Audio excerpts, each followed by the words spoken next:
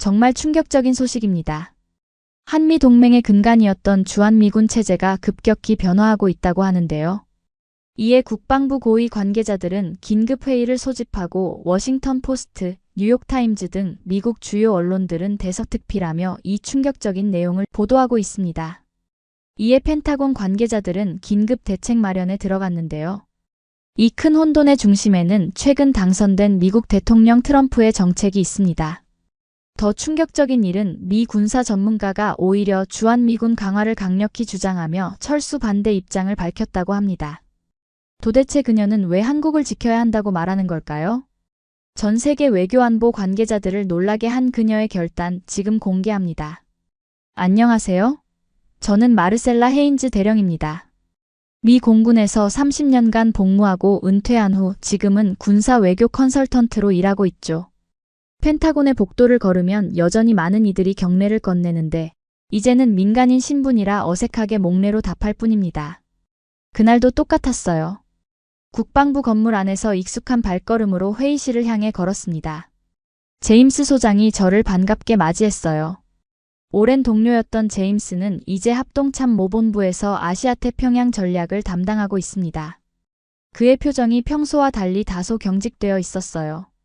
회의실에 들어서자 그는 테이블 위에 놓인 컨피덴셜 도장이 찍힌 파일을 제게 건넸습니다. 주한미군 철수 타당성 보고서. 그 제목을 보는 순간 숨이 멈추는 듯 했어요. 미처 예상하지 못한 제안이었죠. 제임스는 제가 10년 전 오산 공군기지에서 근무한 경험과 객관적 시각 때문에 적임자라고 설명했어요. 상부에서 모든 가능성을 검토하라는 지시가 내려왔다는 것이었습니다. 과거 한국에서의 기억이 희미하게 떠올랐어요. 좁은 길, 복잡한 도시, 그리고 항상 바쁘게 움직이는 사람들. 솔직히 그때도 저는 미군이 한국에 주둔할 필요성에 의문을 품었었죠. 냉전은 끝났고 한국은 이미 경제적으로 충분히 성장했으니까요. 제임스의 말은 분명했습니다. 이 보고서는 국방장관과 대통령에게 직접 보고될 것이고 저는 2주 안에 한국을 방문해 현지 조사를 하고 한 달 후에 초안을 제출해야 했어요. 그리고 무엇보다 감정 없이 철저히 전략적 관점에서 분석해야 한다는 점이었죠. 사무실을 나서며 이미 머릿속으로 계획을 세우기 시작했어요. 한국에 대한 제 기억은 10년 전에 멈춰 있었지만 그때 이미 한국은 우리의 지원 없이도 충분히 스스로를 지킬 수 있다고 느꼈습니다. 지금은 더욱 그럴 거예요. 집으로 돌아와 파일을 자세히 살펴보았습니다.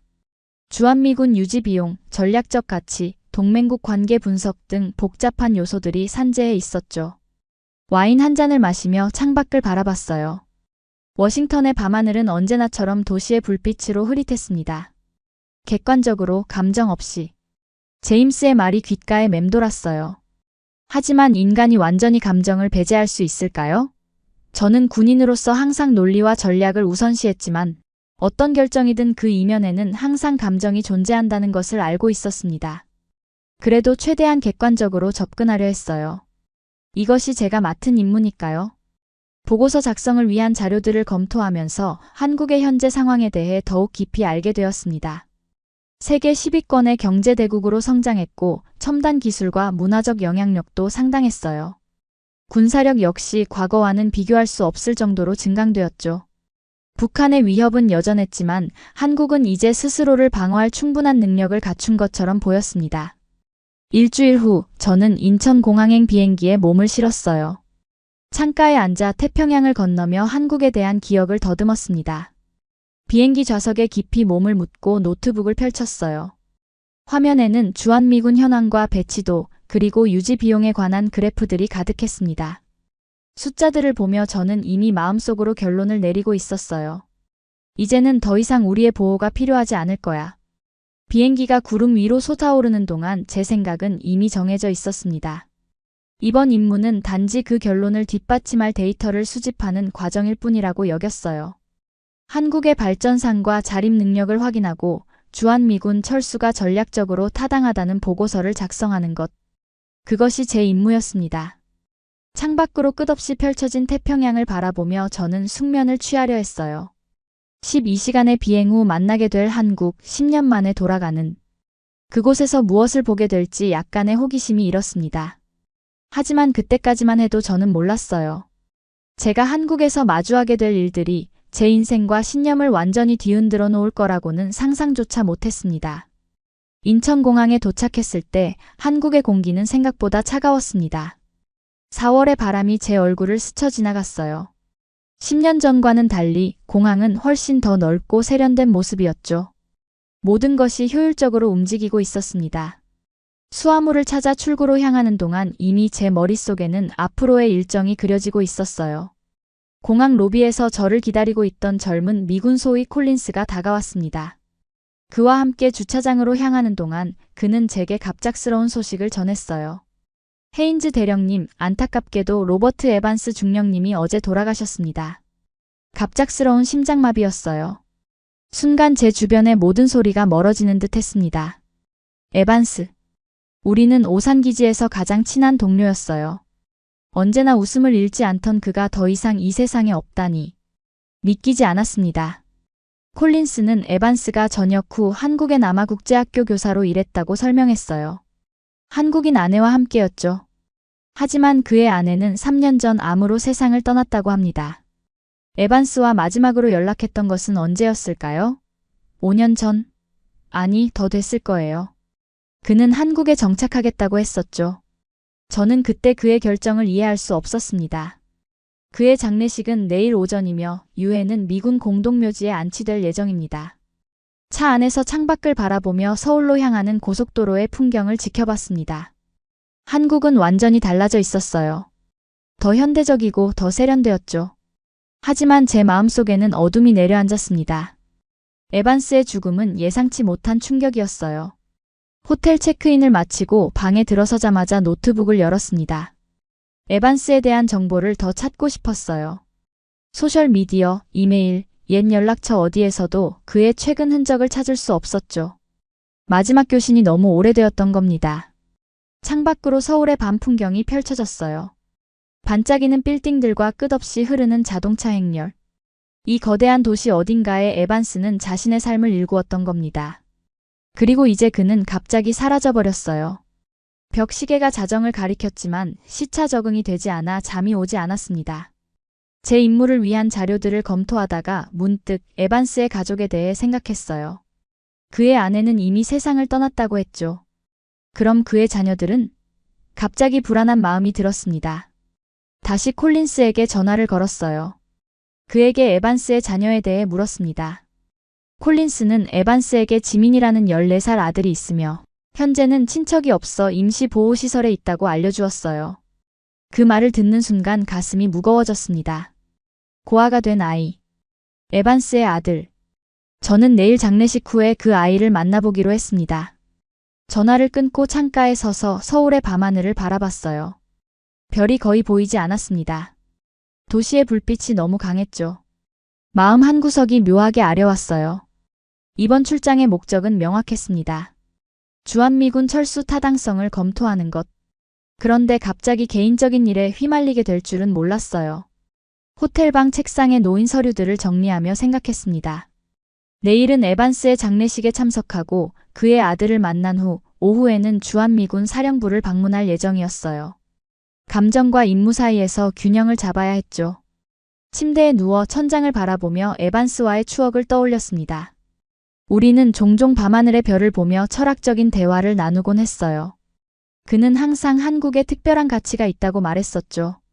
그때는 그의 말을 완전히 이해하지 못했습니다. 하지만 이제 에반스가 왜 한국에 남기로 결정했는지 알아봐야겠다는 생각이 들었어요. 불면의 밤을 보내며 머릿속은 복잡한 생각들로 가득 찼습니다. 주한미군 철수 보고서, 에반스의 갑작스러운 부고, 고아가 된 그의 아들.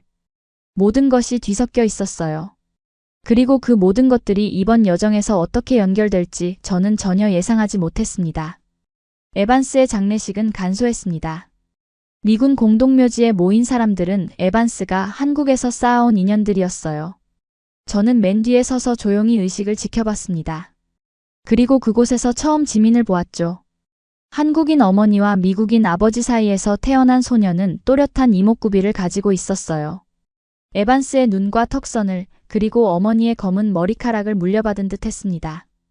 14살 소년의 얼굴에는 슬픔보다 냉정한 체념이 깃들어 있었어요. 의식이 끝나고 사람들이 하나둘 떠나갔습니다. 지민은 아버지의 영정사진 앞에 홀로 서 있었어요. 제가 다가가자 그는 경계하는 눈빛으로 저를 바라봤습니다. 안녕, 지민. 나는 마르셀라야. 내 아버지와 오산기지에서 함께 근무했어. 지민은 미국식 영어와 한국어를 섞어 답했어요. 그의 영어는 서툴렀고 제 한국어는 기억 속에서 너무 흐릿해졌습니다. 우리는 어색한 미소를 주고받았어요. 사회복지사에게 지민의 상황을 들었습니다. 임시보호시설에서 지내다가 미국 친척에게 인계될 예정이지만 한 달가량 시간이 필요하다고 했어요. 지민의 표정이 어두워졌습니다. 순간 저도 모르게 제안했어요. 제가 임시로 지민을 돌볼 수 있을까요? 저는 에반스의 오랜 동료였고 한 달간 한국에 머물 예정입니다. 그날 저녁 지민은 제가 묵고 있는 호텔 옆방으로 이사했어요. 호텔 측에서 연결되는 스위트룸을 제공해 주었습니다. 지민은 말이 없었어요. 자신의 짐을 정리하고 창가에 앉아 서울의 밤 풍경을 바라볼 뿐이었죠. 저는 룸서비스 메뉴를 보여주었고 지민은 잠시 망설이다가 한국식 비빔밥을 가리켰어요. 음식이 도착하자 그는 조용히 식사를 시작했습니다. 에반스의 아들. 10년 전 제가 한국을 떠날 때만 해도 존재하지 않았던 이 아이가 이제 제 곁에 있었어요. 다음 날 아침 저는 일정을 조정했습니다. 주한미군 사령부 방문은 미루고 대신 지민의 학교에 들렀어요. 국제학교 교장은 지민이 학업을 계속할 수 있도록 배려해 주었고 에반스가 이 학교에서 얼마나 존경받는 교사였는지 이야기해 주었습니다. 에반스 선생님은 학생들에게 단순히 지식만 가르치지 않았습니다. 그는 한국과 미국 문화의 가교 역할을 했죠. 놀라웠어요. 제가 알던 에반스는 군인이었고 한국을 단지 임무 수행 장소로만 여겼다고 생각했습니다. 하지만 그는 이곳에서 완전히 다른 삶을 살았던 거예요. 지민의 학교 생활을 지켜보면서 한국 교육의 모습도 보았습니다. 학생들은 규율이 잡혀 있었고 공부에 대한 열정이 남달랐어요. 한국 학생들 사이에서도 지민은 모범생으로 통했죠. 혼혈아임에도 불구하고 그는 반에서 잘 어울리는 듯 했습니다. 일주일이 지났을 때 우리는 어색한 동거인에서 조금씩 서로를 이해하기 시작했어요. 지민은 학교에서 배운 영어로 저와 대화하려 노력했고 저는 그에게서 한국어 몇 마디를 배웠습니다. 주말에는 지민이 자주 가던 한강공원으로 나갔어요. 수많은 가족들이 돗자리를 펴고 피크닉을 즐기고 있었습니다. 자전거를 타는 사람들, 요가를 하는 사람들, 강변을 따라 조깅하는 사람들. 활기찬 도시의 모습이었어요. 아빠랑 자주 여기 왔어요. 주말마다. 지민이 말했어요. 그 말에 가슴이 찡해졌습니다. 에반스는 이곳에서 행복했던 걸까요? 공원을 거닐며 저는 주변을 유심히 관찰했어요. 안전하고 깨끗한 공공공간, 질서 있게 움직이는 사람들, 첨단 기술로 가득한 도시 인프라. 10년 전과는 비교할 수 없을 정도로 발전한 모습이었습니다. 그날 밤 지민은 처음으로 아버지에 대해 이야기했어요. 아빠는 한국을 사랑했어요. 어떤 미국인보다도 더요. 단순한 말 한마디였지만 그 안에 많은 의미가 담겨 있었습니다. 지민과 함께 보낸 시간이 길어질수록 저는 점점 더 혼란스러워졌어요. 제가 작성해야 할 보고서는 주한미군 철수의 타당성을 검토하는 것이었지만 이곳에서 마주한 현실은 제 예상과 달랐습니다. 에반스가 왜 한국을 선택했는지 이제 조금씩 이해가 되기 시작했어요. 지민의 담임 선생님에게서 연락이 왔습니다. 학부모 모임이 있으니 참석해 달라는 내용이었어요. 지민의 임시 보호자로서 제가 가야 한다고 했죠. 처음에는 망설였습니다. 제 임무는 주한미군 철수 타당성을 검토하는 것이었고 이미 너무 많은 시간을 지민에게 할애하고 있었으니까요. 하지만 결국 참석하기로 했어요.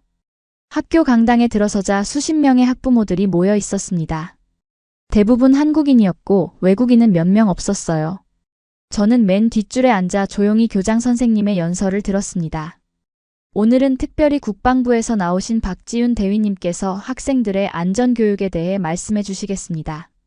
단상에 올라온 여성은 군복이 아닌 정장 차림이었지만 그 자세와 눈빛에서 군인다운 기품이 느껴졌어요. 박지윤 대위는 또렷한 목소리로 학생들의 안전교육과 위기 대응책에 대해 설명했습니다. 우리 아이들이 안전한 환경에서 교육받는 것, 이것은 국가안보의 또 다른 형태입니다. 군인으로서 그리고 한 아이의 어머니로서 말씀드립니다. 놀랍게도 그녀의 영어는 유창했고 발표 내용도 체계적이었어요. 미국 육군 대학을 졸업했다고 했습니다. 발표가 끝나고 학부모들이 자리에서 일어날 때 지민이 제게 다가왔어요. 마르셀라, 박대휘님은 우리 반 민수 엄마예요. 그리고 아빠의 친구였어요. 그 말을 듣고 저는 박대휘에게 인사를 건넸습니다. 그녀는 제 이름을 듣자마자 눈을 크게 떴어요. 헤인즈 대령님이신가요? 로버트가 자주 이야기했습니다. 그는 당신을 매우 존경했어요. 저녁 식사를 함께하게 되었습니다. 지민과 민수는 레스토랑 한쪽에서 이야기를 나누고 저와 박대휘는 깊은 대화를 나눴어요. 그녀는 육군정보부에서 일하고 있었고 한미연합정보분석팀의 팀장이었습니다.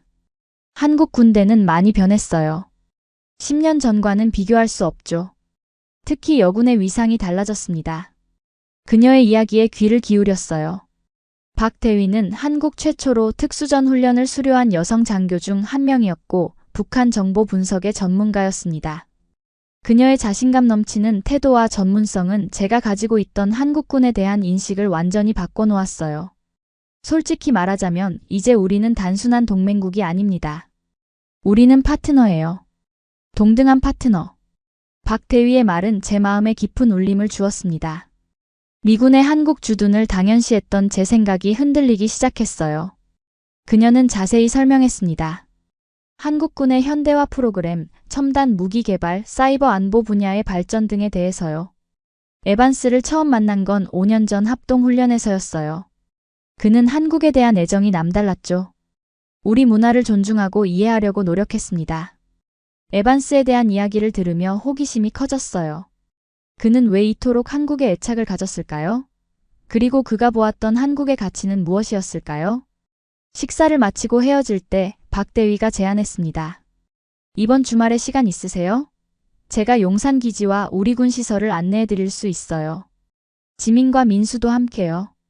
저는 망설임 없이 수락했습니다. 이것은 주한미군의 현황을 파악할 좋은 기회였으니까요. 적어도 그때는 그렇게 생각했어요. 하지만 내심 다른 이유도 있었습니다. 박대휘와의 대화가 즐거웠고 그녀에게서 배울 것이 많다고 느꼈어요. 호텔로 돌아오는 길에 지민이 물었습니다. 박대휘님이 마음에 들어요? 그 질문에 저는 웃음을 터뜨렸어요.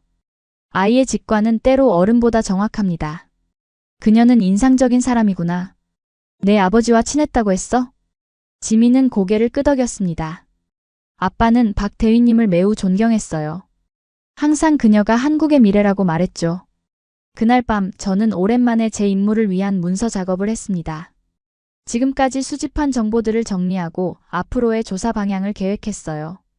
화면에 타이핑하던 손가락이 멈췄습니다.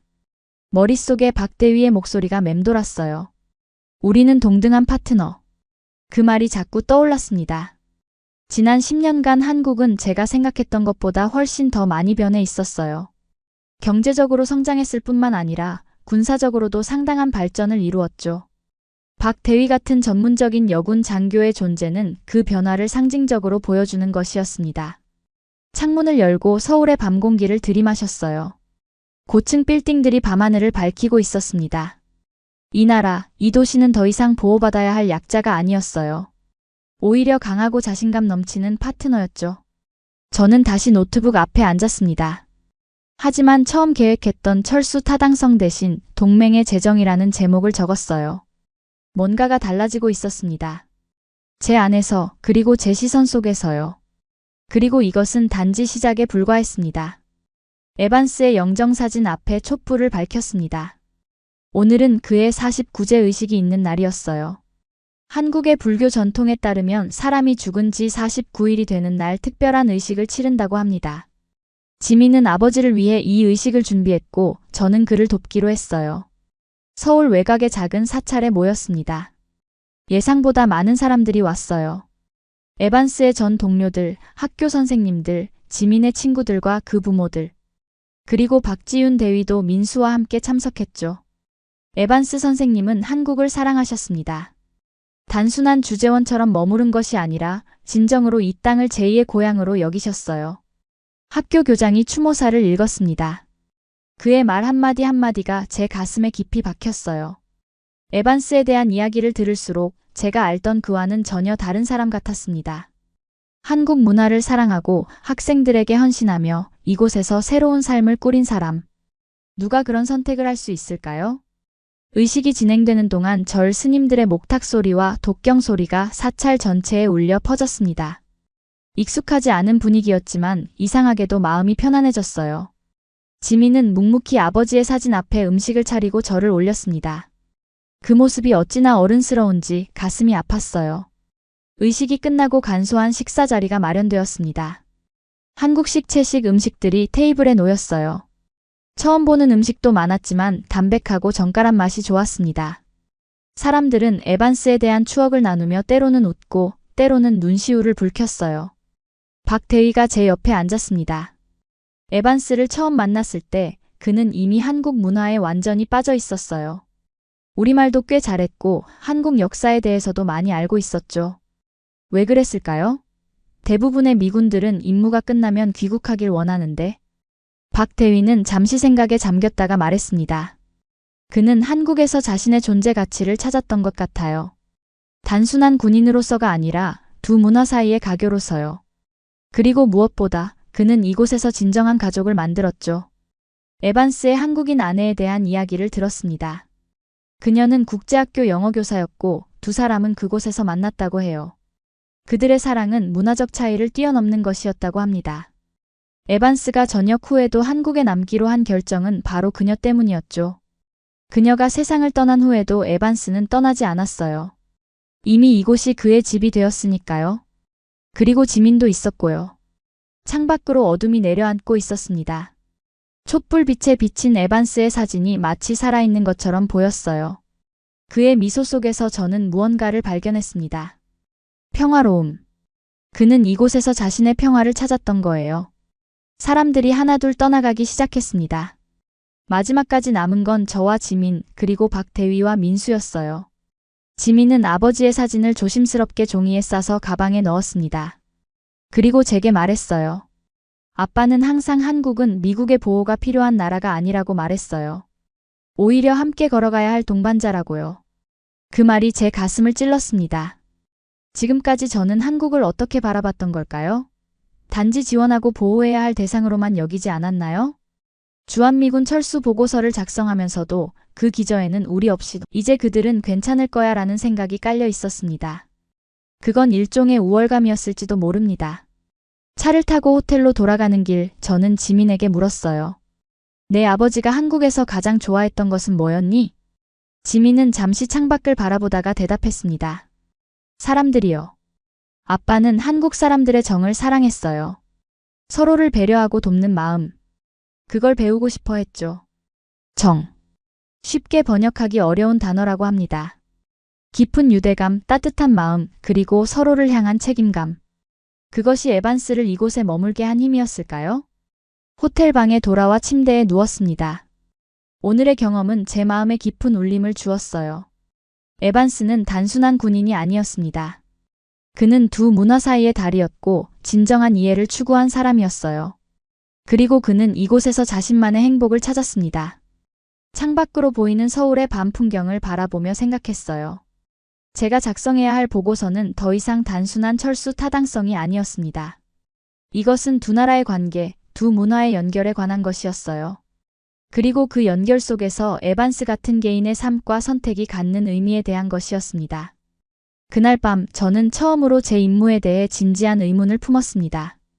우리가 정말 떠나야 하는 걸까요? 그것이 양국 모두에게 최선일까요? 에반스는 이 질문에 어떤 답을 주었을까요? 박대위의 차를 타고 평택 미군 기지로 향했습니다. 이번 주말은 박대위가 약속한 대로 한국군 시설과 미군 기지를 둘러보는 일정이었어요. 지민과 민수는 뒷좌석에서 게임기를 가지고 놀고 있었고 저는 조수석에 앉아 창밖으로 펼쳐지는 풍경을 바라봤습니다. 헤인즈 대령님, 솔직히 말해주세요. 주한미군 철수에 대해 어떻게 생각하시나요? 박대위의 갑작스러운 질문에 놀랐어요. 제 임무를 어떻게 알았을까요? 박대위는 군정보부에 있다고 했으니 당연히 알고 있었겠죠. 잠시 침묵 후 솔직하게 말했습니다. 처음에는 철수가 타당하다고 생각했어요. 한국은 이제 충분히 발전했고 자국 방어 능력도 갖췄으니까요. 하지만 요즘은 확신이 서지 않네요. 첫 번째 목적지인 한국군 사이버 사령부에 도착했습니다. 이곳은 10년 전 제가 한국에 있을 때는 존재하지 않았던 곳이에요. 최첨단 시설에 놀랐습니다. 브리핑룸에서 사이버 공격이 현대 전쟁의 최전선이며 한국은 이 분야에서 세계 최고 수준의 방어 능력을 갖추고 있다는 설명을 들었어요. 다음으로 평택의 주한미군 기지로 이동했습니다. 평택 기지는 제가 10년 전 근무했던 오산 기지와는 비교할 수 없을 정도로 컸어요. 최신 시설과 장비들이 눈길을 끌었습니다. 이곳에서 근무하는 미군 장교는 이 기지가 아시아, 태평양 지역 전체의 안보를 위한 중추적 역할을 한다고 설명했어요. 기지 내부를 둘러보면서 이곳이 가진 전략적 가치를 실감했습니다. 첨단 통신 시스템, 정보 분석 시설, 신속 대응을 위한 인프라. 모든 것이 아시아 전체를 아우르는 규모였어요. 점심은 기지 내 식당에서 했습니다. 미국 음식과 한국 음식이 함께 제공되는 곳이었어요. 지민과 민수는 햄버거를 선택했고 저는 한국식 비빔밥을 먹었습니다. 자연스러운 문화적 교류가 이루어지는 공간이었어요. 헤인즈 대령님, 이곳이 단순히 한국을 지키기 위한 기지라고 생각하시나요? 박 대위의 질문에 저는 고개를 저었습니다. 아니요, 이제는 그렇게 생각하지 않아요. 이곳은 지역 전체의 안보를 위한 거점이죠. 그리고 한국이라는 든든한 동맹국이 있기에 가능한 일이고요. 오후에는 판교의 스타트업 단지를 방문했습니다. 박 대위는 이곳의 기술 기업들이 국방 분야와 긴밀히 협력하고 있다고 설명했어요. 인공지능, 로봇공학, 드론 기술 등이 모두 군사적으로도 활용된다고 했습니다. 첨단 기술 회사들을 둘러보며 한국의 혁신 역량에 감탄했어요. 젊은 인재들이 열정적으로 일하는 모습은 10년 전에는 상상하기 어려웠습니다. 마지막으로 서울 용산의 전쟁기념관을 방문했어요. 한국전쟁 전시관에서 미군과 한국군이 함께 싸운 역사를 돌아봤습니다. 6.25 전쟁의 참상과 이후 한국의 눈부신 발전, 그리고 그 과정에서 한미동맹이 어떤 역할을 했는지 생생하게 보여주는 곳이었어요. 하루 종일의 견학을 마치고 강변의 카페에 앉았습니다. 지민과 민수는 카페 밖 테라스에서 놀고 있었고 저와 박 대위는 창가 자리에 앉아 커피를 마시며 대화를 나눴어요. 솔직히 말하자면 처음에 저는 철수 보고서를 쓰러 왔습니다. 한국은 이제 자립할 수 있다고 생각했거든요. 하지만 이제는 철수가 전략이 아니라 퇴각이라는 생각이 들어요.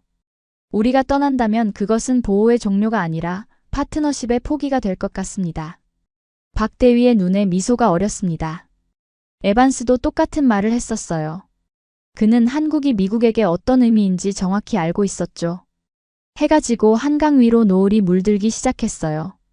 아름다운 풍경 속에서 저는 마음속 깊은 곳에서 일어나는 변화를 느꼈습니다. 이제 제가 써야 할 보고서는 철수의 타당성이 아니라 주한미군이 왜 계속 있어야 하는지에 관한 것이 되어야 한다는 확신이 들었어요. 한국에서의 마지막 날, 저는 호텔 창가에 서서 서울의 아침 풍경을 바라봤습니다. 한 달이 이렇게 빨리 지나갈 줄 몰랐어요. 오늘 지민은 학교에 갔고 저는 짐을 정리하고 있었습니다. 내일이면 워싱턴으로 돌아가 국방부에 보고서를 제출해야 했어요. 책상 위에는 완성된 보고서 초안이 놓여 있었습니다. 제목은 주한미군의 재정의 철수가 아닌 강화를 위한 제안이었어요. 처음 한국에 왔을 때와는 완전히 다른 결론이었습니다. 제가 어떻게 이런 결론에 도달했는지 스스로도 놀라웠어요. 지민이 학교에서 돌아왔습니다. 그의 눈에서 약간의 불안이 느껴졌어요. 내일 제가 떠난다는 것을 알고 걱정하는 표정이었습니다. 지민은 이제 친척들이 미국에서 도착할 때까지 박 대위의 집에서 지내기로 했어요. 걱정 마, 곧 다시 만날 거야. 저도 제가 한 말에 놀랐어요. 하지만 그것은 진심이었습니다. 지민과 헤어지고 싶지 않았어요. 다음 날 아침 인천공항에서 박 대위와 지민이 저를 배웅했습니다. 지민은 제게 작은 종이 봉투를 건넸어요. 비행기 안에서 열어보라고 했습니다. 비행기가 이륙하고 한참 후 그 봉투를 열어봤어요. 안에는 지민이 그린 그림이 있었습니다. 저와 지민, 그리고 한국과 미국 국기가 함께 그려져 있었어요. 워싱턴에 도착한 것은 이른 아침이었어요. 시차 적응도 안 된 상태로 펜타곤으로 향했습니다. 제임스 소장이 저를 맞이했어요. 그의 표정은 기대와 호기심이 섞여 있었습니다. 보고서는 어떻게 됐나? 지금 당장 브리핑할 수 있어요. 회의실에는 합참에서 온 장성들과 국방부 관계자들이 모여 있었습니다. 모두의 시선이 저에게 집중되었어요. 컴퓨터를 연결하고 프레젠테이션을 시작했습니다. 주한미군 철수 타당성 검토 결과를 보고드립니다. 결론부터 말씀드리자면 철수는 적절하지 않습니다. 회의실에 놀라움의 표정이 번졌어요. 아마도 대부분은 제가 철수를 지지하는 보고서를 준비했을 거라 예상했을 겁니다. 저는 계속해서 브리핑을 이어갔어요. 한국은 더 이상 우리의 보호가 필요한 약소국이 아니라는 점을 강조했습니다. 그들은 강력한 경제력과 군사력을 갖춘 동맹국이죠. 하지만 그것이 철수의 이유가 되어서는 안 됩니다. 오히려 더 강력한 파트너십을 구축할 기회로 봐야 해요. 한국에서 보고 경험한 것들을 상세히 설명했습니다. 사이버 사령부의 첨단 시설, 평택 기지의 전략적 중요성, 한국 기업들의 기술 혁신, 그리고 양국 간의 깊은 유대까지. 주한미군의 주둔이 단순한 군사적 결정이 아니라 전략적, 경제적, 문화적 가치를 지닌다는 점을 강조했어요. 브리핑이 끝나고 질문 시간이 이어졌어요. 예상대로 날카로운 질문들이 쏟아졌습니다. 비용 문제, 인력 운용, 전략적 우선순위 등에 관한 질문에 한국에서 수집한 데이터와 경험을 바탕으로 답변했어요. 마지막으로 국방부 차관이 물었습니다. 무엇이 당신의 생각을 바꾸게 했나요? 현장에서 본 현실입니다. 제가 만난 사람들과 경험이 제 시각을 변화시켰어요. 회의가 끝나고 제임스 소장이 저를 따로 불렀습니다. 그는 제 결론에 놀랐다고 했어요. 저는 이것이 올바른 결론이라고 확신한다고 말했습니다. 동의를 구하러 간 것이 아닙니다. 진실을 말하러 간 거죠. 사무실로 돌아와 짐을 정리하며 지민이 준 그림을 다시 꺼내봤습니다. 한국인 동료에게 부탁해 뒷면에 한글을 번역해 달라고 했어요. 마르셀라 할머니, 우리는 언제나 한 가족입니다. 그 말이 제 가슴을 따뜻하게 했습니다. 어쩌면 저는 이미 한국에 제 마음의 일부를 남겨두고 온 것인지도 모르겠어요. 그리고 곧 그 마음을 따라 다시 돌아가게 될 것임을 예감했습니다. 인천행 비행기 탑승구 앞에 서서 안내 방송을 들었습니다. 워싱턴에서의 3개월이 길게 느껴졌어요. 국방부에 제출한 제 보고서는 예상보다 더 큰 반향을 일으켰습니다. 처음에는 반대 의견도 많았지만 결국 주한미군 재배치 계획은 철수가 아닌 강화 방향으로 수정되었어요. 그동안 지민과는 화상통화로 자주 연락했습니다. 미국 친척들과의 입양 문제는 계속 지연되고 있었죠. 한 달 전 저는 충동적인 결정을 내렸어요. 지민의 법적 후견인이 되기로 한 겁니다. 비행기가 인천에 도착했을 때 출구로 나오자 지민과 박 대위가 기다리고 있었어요. 마르셀라 할머니. 지민이 달려와 저를 껴안았습니다. 그 순간 모든 결정이 옳았다고 느꼈어요.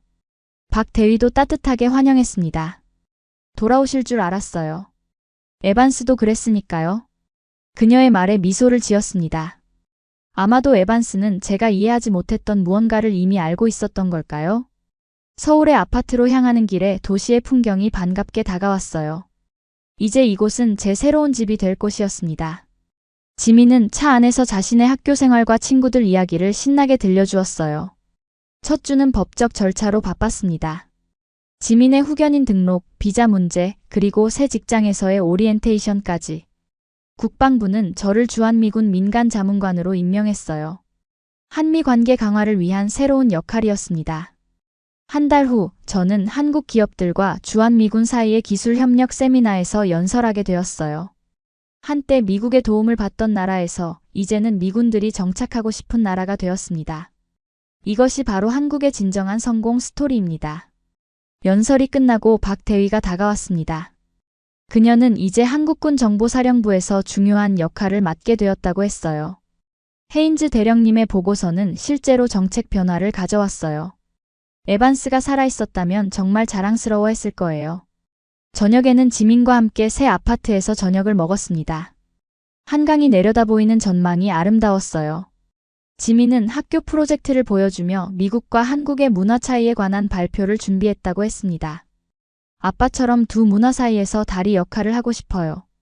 그 말에 미소를 지었어요. 에반스의 유산은 지민을 통해 계속되고 있었습니다. 1년 후 저는 한국에서의 새로운 삶에 완전히 적응했습니다. 지민은 고등학교에 진학했고 저는 한미 관계 발전을 위한 다양한 프로젝트에 참여하고 있었어요. 워싱턴 출장에서 돌아온 어느 날 제임스 소장을 만났습니다. 그는 이제 합참의장이 되어 있었어요. 마르셀라, 당신의 전략이 옳았어.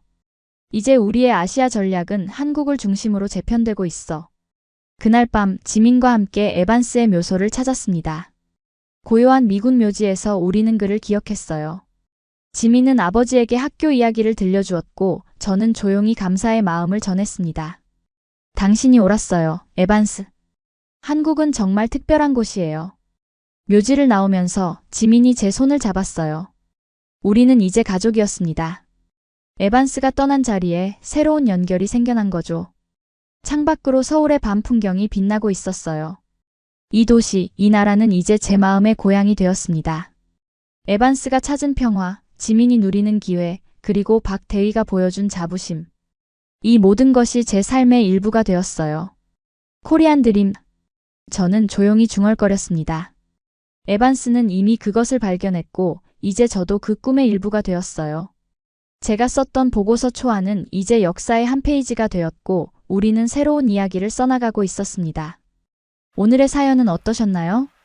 이번 영상을 어떻게 생각하시는지 댓글로 의견을 남겨주시고 좋아요를 눌러주세요. 다음에도 더 흥미진진한 사연으로 찾아뵙겠습니다. 여러분의 사연 제작소 감동 나누기였습니다. 감사합니다.